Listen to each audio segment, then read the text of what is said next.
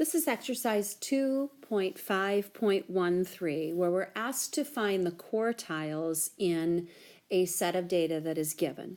So the first thing that we need to do is we need to enter the values in our data set into our calculator.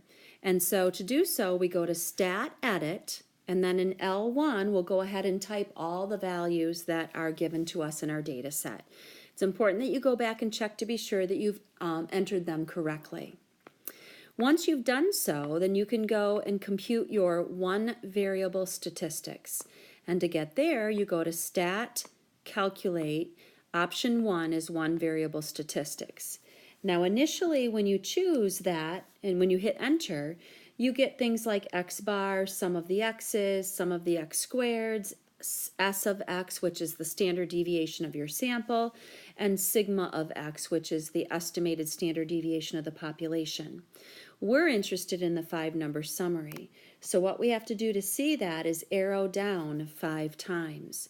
And when we do so, we see the minimum is 15, Q1 is 35.5, median 39.5, Q3 46.5, and maximum 54. That's our 5-number summary, and we are looking for Q1, Q2, and Q3 in this instance. Q2 is just another name for median.